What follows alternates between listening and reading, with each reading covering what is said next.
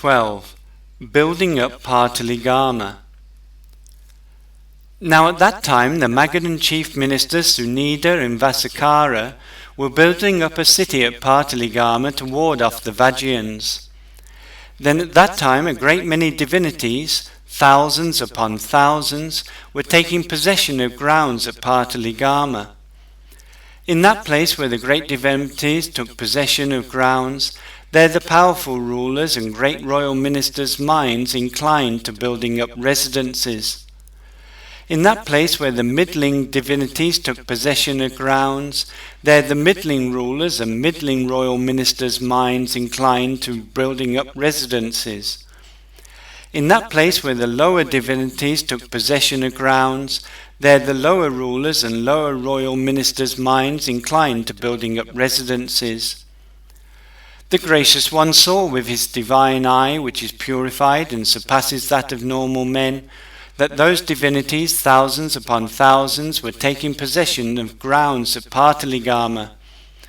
Then towards the time of dawn, having risen from his seat, the Gracious One addressed Venerable Ānanda, saying, "Now who, Ānanda, is building a city at Pataligama?"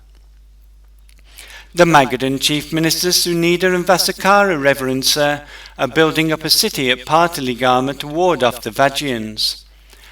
"It is just as though, Ānanda, they are building after consulting with the Tāvatimsa divinities. So, Ānanda, are the Magadhan chief ministers Sunita and Vasakkara building up a city at Pataligama to ward off the Vajjayans. Here, Ānanda, I saw with my divine eye, which is purified and surpasses that of normal men, that a great many divinities, thousands upon thousands, were taking possession of grounds at Pataligama. In that place where the great divinities took possession of grounds, there the powerful rulers and great royal ministers' minds inclined to building up residences. In that place where the middling divinities took possession of grounds, there the middling rulers and middling royal ministers' minds inclined to building up residences. In that place where the lower divinities took possession of grounds, there the lower rulers and lower royal ministers' minds inclined to building up residences. For as long, Ānanda, as there is an Aryan sphere of influence, for as long as there is trade, this basket-opening Pataliputra will be the chief city.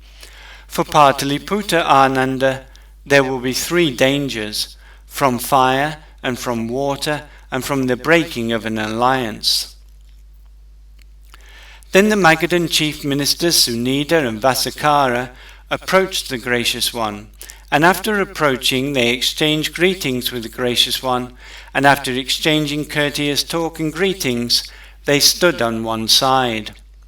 While standing on one side, the Magadhan chief ministers Sunita and Vasakkara said this to the Gracious One: "May dear Gautama consent to us offering him a meal today, together with the community of monks." The Gracious One consented by maintaining silence.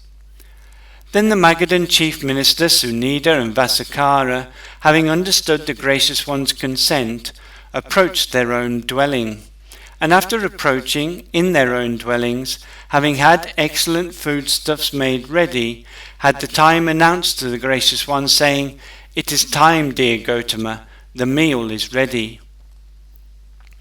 Then the Gracious One, having dressed in the morning time, after picking up his bowl and robe, together with the community of monks, approached the dwelling of the Magadhan chief ministers Sunita and Vasakkara, and after approaching he sat down on the prepared seat.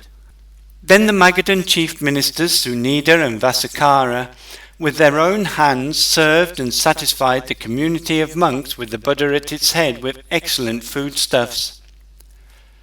Then the Magadhan chief ministers Sunita and Vasakkara, when the Gracious One had eaten and washed his hand and bowl, having taken a low seat, sat down on one side.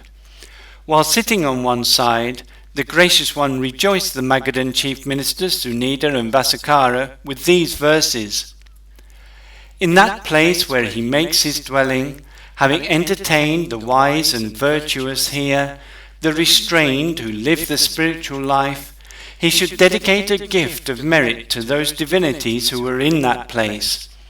Honored, they pay honor; revered, they revere him. Thereafter they have compassion on him, as a mother on her own son.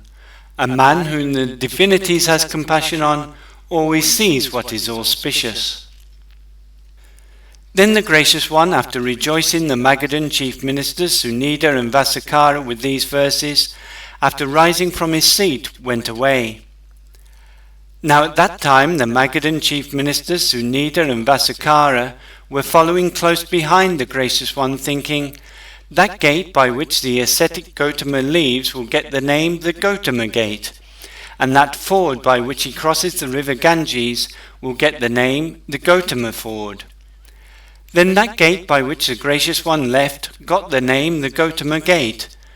Then the Gracious One approached the river Ganges. Now at that time the river Ganges was full to the brim, and could be drunk from by crows perched on the bank.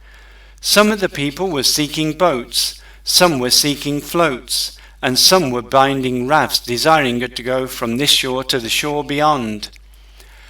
Then the Gracious One, just as a strong man might stretch out a bent arm, or bend in an outstretched arm, so did he vanish from the near bank of the river Ganges and reappear on the far bank, together with the community of monks. The Gracious One saw those people, some seeking boats, some seeking floats, and some binding rafts, desiring to go from this shore to the shore beyond. Then the Gracious One, having understood the significance of it, on that occasion uttered this exalted utterance: those who cross over a sea or a river do so after making a bridge and leaving the marshes behind. While people are still binding together a raft, intelligent people have crossed over. The first chapter for recital is finished.